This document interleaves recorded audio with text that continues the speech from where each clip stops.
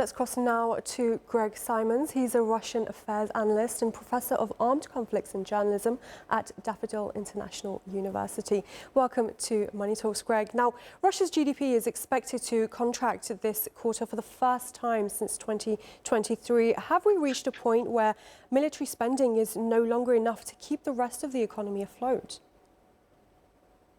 Well, thanks to Donald J. Trump, I think this might be moot because he's creating an energy crisis by his acts of aggression against Iran. So, I mean, the European Union this time in their 20th sanctions package excluded Russian oil in spite of all their political grandstanding and virtue signaling.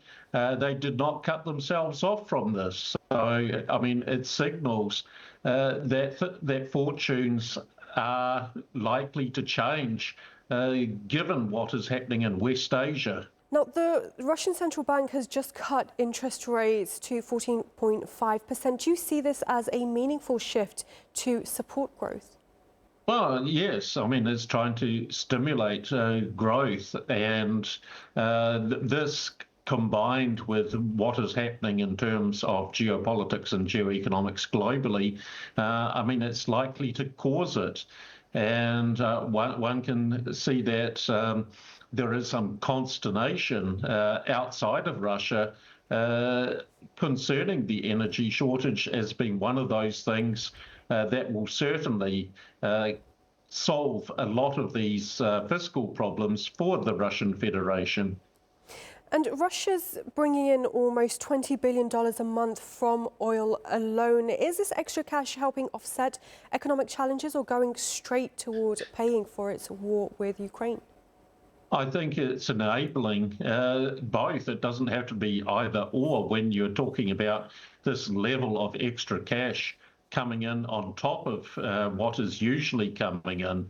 And I mean, they have not committed fully to the Ukraine war. I mean, there is a lot more that can be done if they were to mobilize further. So I think they're trying to balance the guns and butter dilemma at the moment. Of course, having this extra cash created by this energy crisis, created by the Iran war, it's going to help them a lot.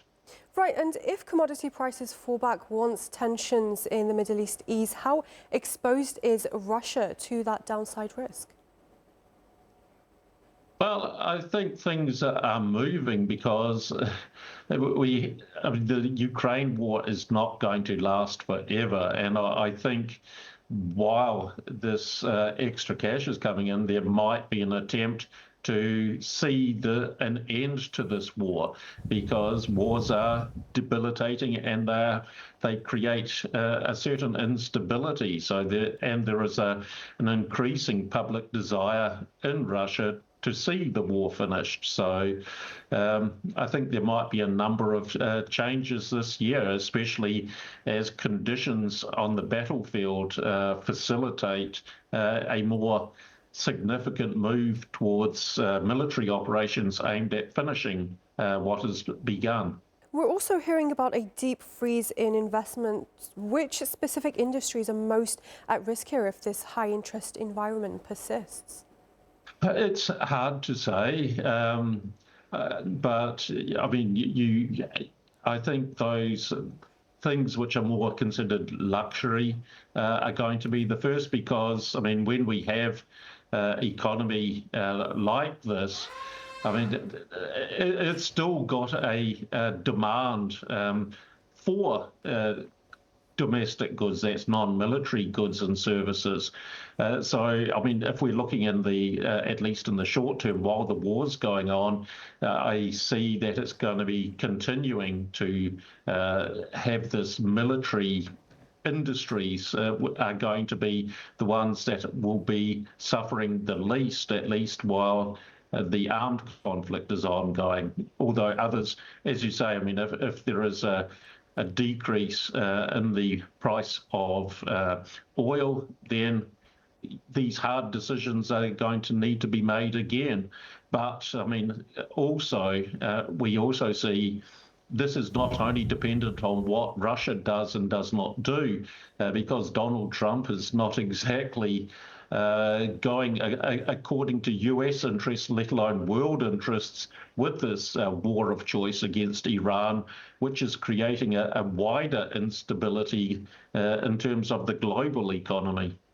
Greg Simons, Professor of Armed Conflicts and Journalism at Daffodil International University. Great to have your insights. Thank you.